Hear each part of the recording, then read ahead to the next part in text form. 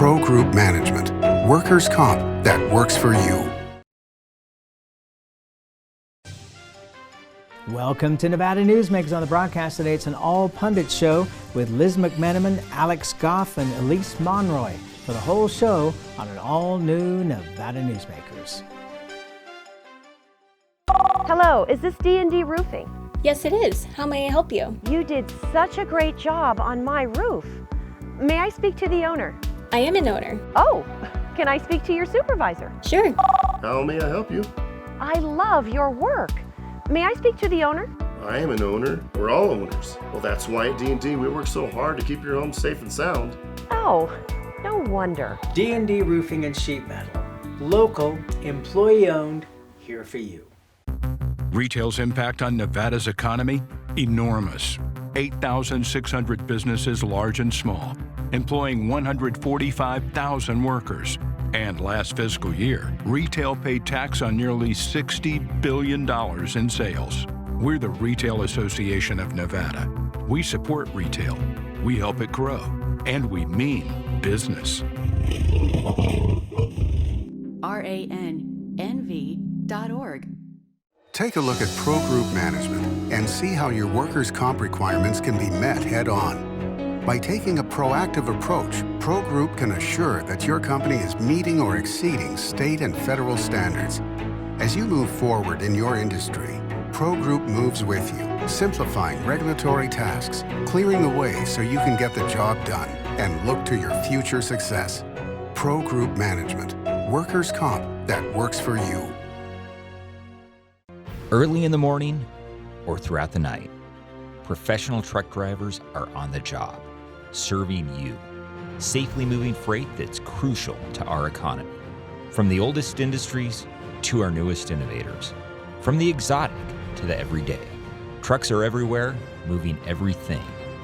Never afraid to embrace a future that makes Nevada and our nation stronger. Trucking moves America forward. This is Nevada Newsmakers with host Sam Shad on No Holds Barred Political Forum. Now, from the Nevada Newsmakers broadcast headquarters, here is Sam Shad. And back on Nevada Newsmakers, we have an all-pundit show going today. We're delighted at that. Liz McMenamin is here, Vice President of the Retail Association of Nevada. She's with Government Affairs. Alex Goff, re-elected to being Democratic National Committeeman. Congratulations. And Elyse Monroy is a consultant. So let's start with you, Elyse. So we've seen over the last week or so now the opening up of Las Vegas and casinos across the state. What are your thoughts? Are you going to go visit? Tell us what you're thinking. Do I have plans to go to Vegas soon? I don't. And it makes me sad. I work with a lot of really great people down in Vegas. I think that I still feel like we are not out of the woods with coronavirus yet, and I have a responsibility to do what I can to not, expand the spread of that. So I just hope that the casinos and restaurants and locations in the south and up here in the north are opening safely. Alex, your thoughts? So what I would say is a lot of meetings now are happening virtually, to where you don't have to travel as much, which is a little bit better sometimes for me. I appreciate that. And so I have plans to visit a restaurant in the upcoming month, slowly as we start to transition and get a little bit safer about our activities. But I would encourage people to, certainly wear a mask and be safe and do what you feel you're comfortable with. Liz, you normally spend a lot of time not only traveling in Nevada but around the country. Right. What are your travel plans? I actually do have a flight out of here for my grandson's birthday, the first part of July. But I have plans to be down in Vegas the middle of July for meetings, but that we're seeing that's opening up more and more. I've been doing Zoom meetings. It's been wonderful that we've been able to do that.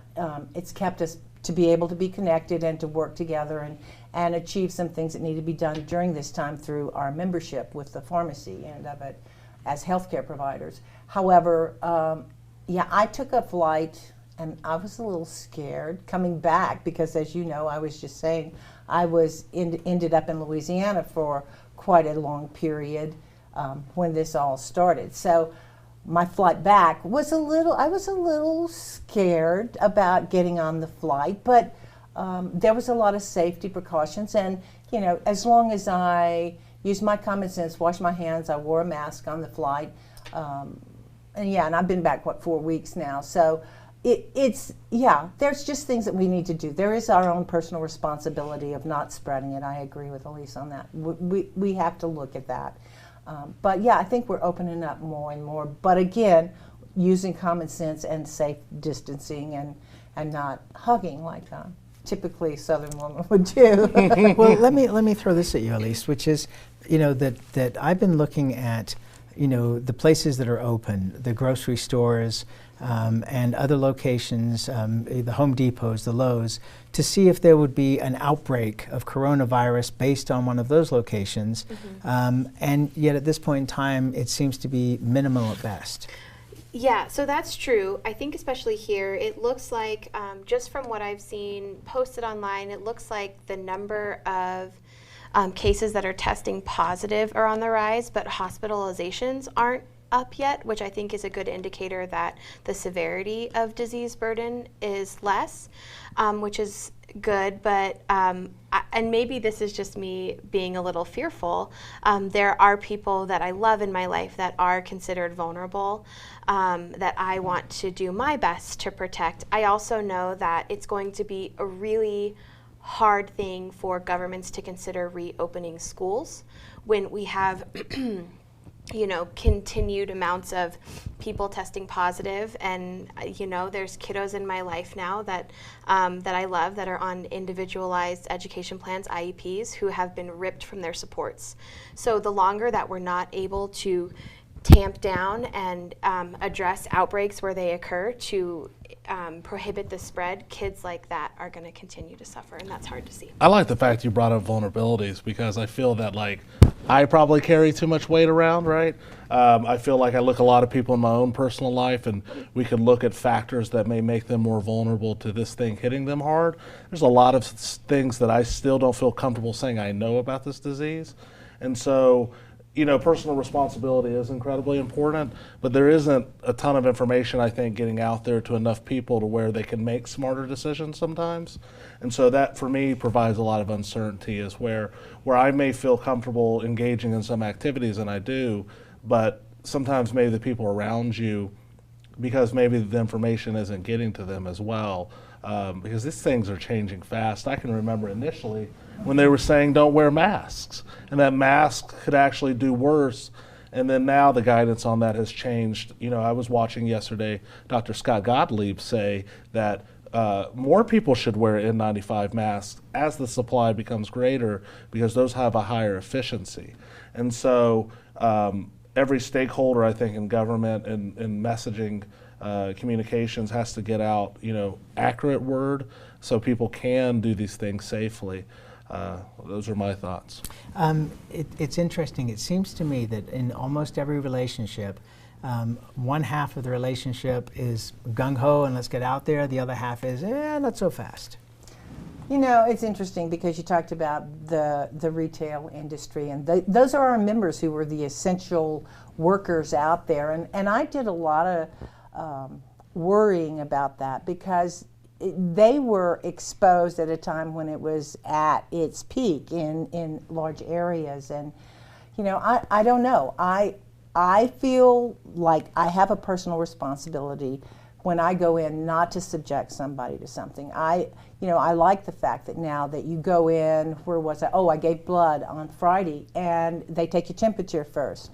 They check to make sure that everything is going well. They needed blood, and so that was one of the things that I felt necessary to do, and I wore my mask. I try to wear my mask when I'm in areas that are going to be crowded, but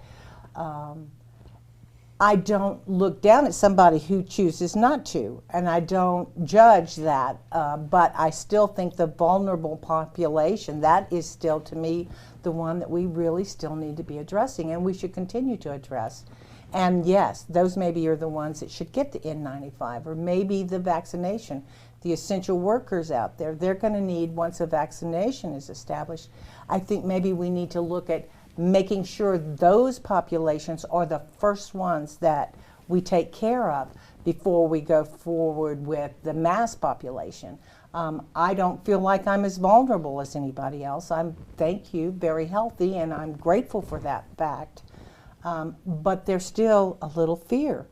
And I did the same thing. I mean, truly quarantined for 2 months because we where I was, there was an 88-year-old person that needed to be taken care of, not living in the house, but we still had to take care of this 88-year-old.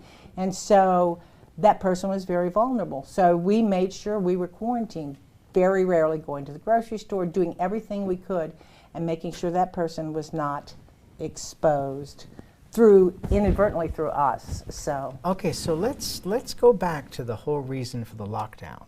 The lockdown in the beginning was never about spreading the virus. The virus was going to run its course. The idea was that you didn't want to overwhelm the hospitals with people who had coronavirus, and therefore we put in place, through the National Guard funding, Renown Medical Center in Reno built a garage that turned into expansive hospitals.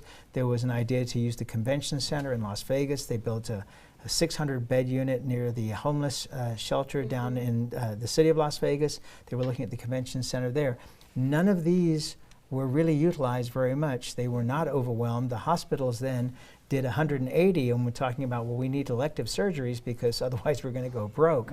So how does this all balance out in your mind? Because really, this is now a crisis of confidence. Do we have the confidence to go out? And what are we really worried about? Are we worried about contracting the virus, which we're going to contract? Or are we worried about, what the media is telling us? So I appreciate you framing it as a crisis of confidence, because I'm fearful because I'm not confident, right? And many others agree with you. So from a public health perspective, and I've worked just around public health long enough to have just like a really kind of high level understanding of these things. But from a public health perspective, we need to get to a place where we can quickly identify cases, do contract tracing, and then safely isolate people who have the virus or been exposed.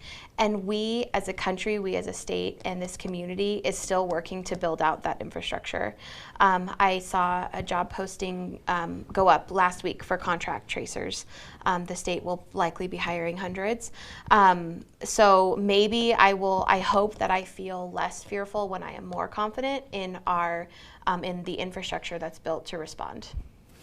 So what I would say is that was the initial goal, right? And that was the conversations we were having. But if we've seen some countries that have, New Zealand, as an example, which doesn't have as high a tourist population, but they've been able to reasonably eliminate the disease from their population.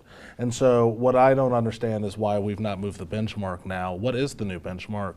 It seems that we are concentrated now on ensuring that the economy is going well, but I think that partly by having the infrastructure, as she just spoke to where people can confidently feel that if there is an outbreak somewhere, we can identify how that outbreak happened. Was it isolated at a particular location, store, nightclub, activity that people are engaging with?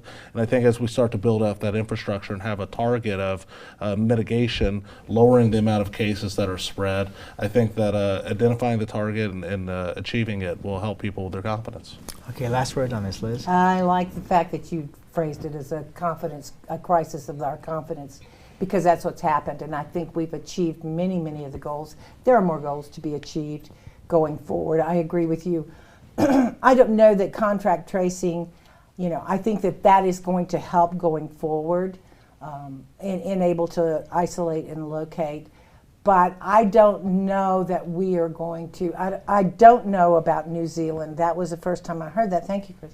I don't know how we build back that confidence, because if our economy crashes, we're going to have a lot more to worry about than contract tracing for any kind of disease state that's going on. So, I have vital concerns about both areas. So I'm glad you brought that up. So we'll go out on this comment from me, and I will get, I'm sure, attacked by a lot of other people in the media because of this. But I think the media did a wonderful job of scaring the heck out of us, and rightly so, that this was a problem and we needed to address it immediately. And now I think it is incumbent upon the media to let people know of what things are going well, what things are working well, the safety levels that are being accomplished from grocery stores to airlines. I think if you go to any airport in this country and get on any plane in this country, they are going to be the cleanest places and vehicles you have ever been in your life. You can eat off the floor, they're so clean, because which airport or airline would want to be the one that had the outbreak of coronavirus? Same thing for our hotel casinos. Clean, clean, clean is the marketing campaign for everyone. Let's take a break. We'll come back and we'll talk about special session after this timeout. Safety. We all think about it. You think about it when he buckles in, when you check your mirrors and put away your phone. RTC thinks about safety too. In fact, we create it. Center turn lanes mean fewer blind spots. Bike lanes keep cyclists and you safe. Roundabouts reduce injury collisions. And all these crosswalks are designed to keep families like yours safe. Safety is your priority, and it's ours too. Every day, in everything we do. Ahern Rentals began as Signal Gas Station on Las Vegas Boulevard. Founder John Ahern grew the business by offering rentals. His son Don built on John's legacy, growing Ahern Rentals into the largest independently owned American rental company, with 89 locations in 30 states. Don also brought his experience and vision to equipment manufacturing with Extreme Manufacturing and Snorkel. Today, Ahern Rentals continues to bring its family values to a new generation. Learn more at ahern.com. Hi, I'm Eric Robnett, owner of Home Energy Experts. Has this ever happened to you? Honey, did you remember to turn down the thermostat? Forgetting to set the temperature? Not fun. We can help. Our new smart thermostat keeps the temperature set for your comfort all by itself. I'm feeling hot now. To increase your comfort, go to homeenergyexperts.com for details. That's homeenergyexperts.com. The signs and symptoms of cataracts can start out small with subtle changes in your vision.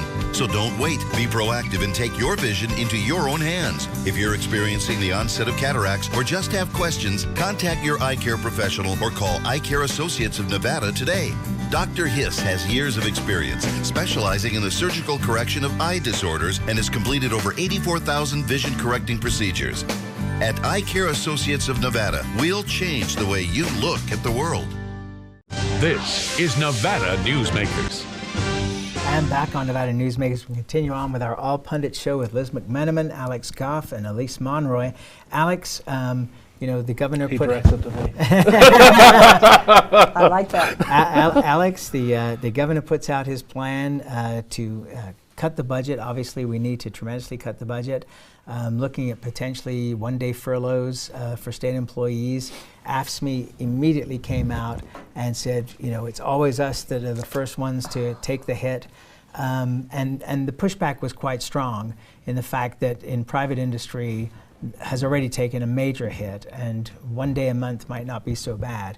What was your response to that back and forth? I think it's the natural course of order. I mean, you have an organization that represents the workers and the workers' interest, and throughout recessions and we've seen throughout the last recession, I mean, government workers have seen their pay reduced, and they don't feel like they're back at a level that should be commensurate for where things are at. And so I think that the duty of representing your workers, I think they're fulfilling that duty, and I think the governor is fulfilling his duty in representing the state, and they're having a conversation. Those conversations are going to be wide and varied, but I like to see the fact that the workers are still employed. I would rather have a worker making maybe less money per paycheck and still have a job than a worker that's unemployed. And so I think as these negotiations happen and these figuring out how to navigate our state, because we still have things that we need to achieve as a state as far as diversifying our economy and getting us to a good place, and I think it's still important to function. So it's a tough spot they're all in. Liz, I think you might have a couple of comments. I do have a couple of comments, Sam, and trying to be very PC on this. However, I think that the public employees really have to take a hard hit this time. Because we're looking at an unemployment rate in our state that can't justify the taxpayers carrying the load of public employees at the price tag that we're looking at right now. I think the governor's doing a responsible thing. I understand the union coming out and saying, oh, not us, not us. I get that, but this is coming at a time after we're seeing people hungry. We're seeing people out there who have really suffered. I haven't. I don't know if any of you at the table have. I've been very fortunate and blessed, but I also spent time going out during that 2 months taking care of people who were unemployed and had no food on their table, and making sure and working here in our state with the different food banks to make sure these people were fed. So when someone comes forward and says, well, I don't want to take a day a month, it's like, excuse me, but you were being paid by the taxpayers who were the ones paying your bill during this entire time, who were footing the bill, and now you need to maybe be a part of the solution also. We all have to come together and be a part of the solution in some way, shape, form, or fashion. Alex, you want to respond? Yeah, thank you. So, I mean, I think that government workers are taxpayers as well, right? And so responsibility for what is happening, I think, falls on their shoulders as well. And I think they understand the circumstance that a lot of Nevadans are in. They obviously have friends who are not government workers. They have neighbors who are non-government workers. But the fact is that running and the functioning of the state is very important. I agree. And so if we do this in an incorrect way, it sets us back much further. When you talk about like higher education, one component of it, there are many components to the government, but like higher education as an example, any plans to ever diversify this economy, which, you know, I listen to your show regularly, and you know, you have thoughts about diversification, especially in Southern Nevada, but if we ever hope to diversify our economy, it's going to be through education, not only higher education, but also our local school districts. And so as we see these things cut and move back, it's going to make those goals a lot harder to achieve. And so conversations have to be had about what is the goal, what is achievable right now, what is our future. And so I think that pitting one group of private sector employees against public sector employees, you know, that may not be fruitful, I feel, in what the state wants to achieve. Okay, well, now hang on a second here, because we're running out of time. Do you want to have a quick word on this? You know, I am just looking back on this one. I feel like the state is in such a hard spot. I think the governor absolutely has his work cut out for him. I have been a public employee. That's where I met Liz. And HHS and Department of Ed make up, 2/3 of the state budget. And I know just from being Governor Sandoval's Health and Human Service Analyst how lean that agency runs. I don't even know where these cuts come from. So we have to have these hard conversations. But I'm glad that I'm removed from the legislature in a policy position to watch them play out, because it's going to be a challenge. All right, we'll take another break. We'll be right back. Okay. Dimitri Prine here for Design Outdoor. Come visit Design Outdoor's store and backyard to see our wide selection of fire pits, barbecues, and pizza ovens, natural stone water features and fountains, and frost-proof pottery. Our store and backyard are located at 11600 South Virginia, just north of DeMonte Ranch Parkway. Visit designoutdoor.com or call us at 851-9499. Can't do it. Stupid, like my mom. We can't do anything at Mommy's because you won't pay child support. Dad said you cheated, and he's not even sure he's my dad. Mommy said you left both of us, so she isn't gonna let me see you. I look just like my father. I'm divorce attorney Marilyn York, and I may represent men, but hate has no gender, only casualties. Please, stop sacrificing your children in your war against your ex.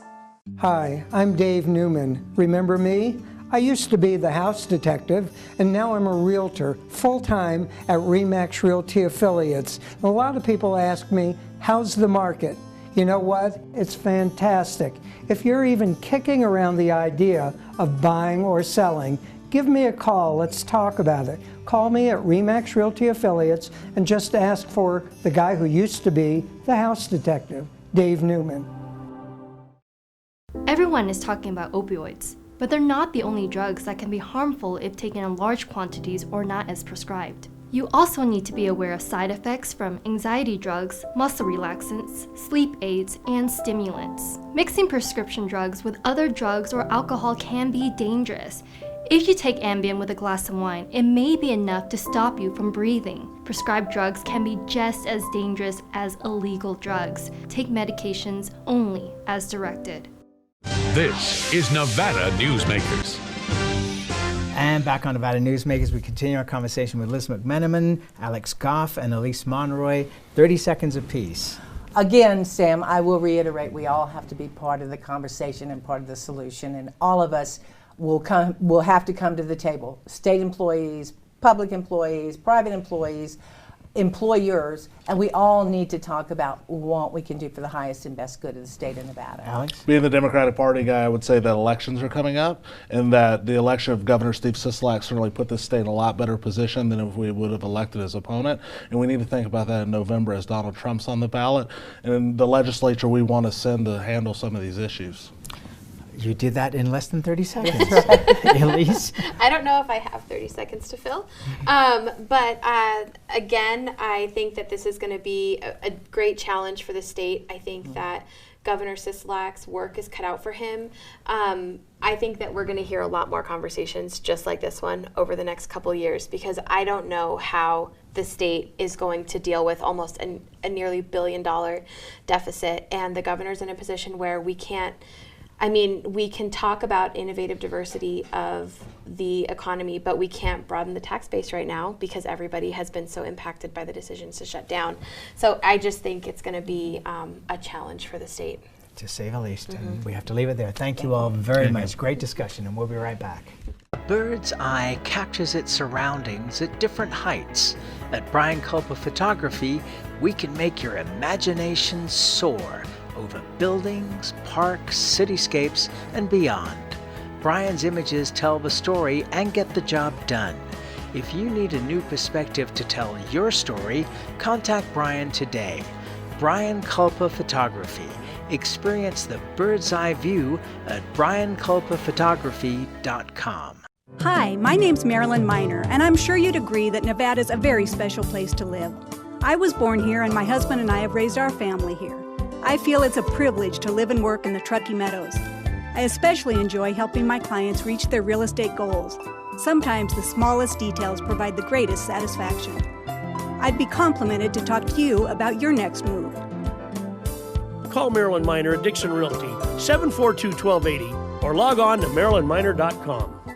As you know, Reno is booming. Toll's development company is helping it grow with insightful design and development, building community with every project, adding beauty, adding excitement, emphasizing our shared humanity. Reno is becoming bigger. Toll's development is helping it become better, more livable, more enjoyable. To learn more, go to tollsdevelopment.com. tollsdevelopment.com. Pro Group Management specializes in providing industries with the necessary components to satisfy and exceed workers' comp requirements.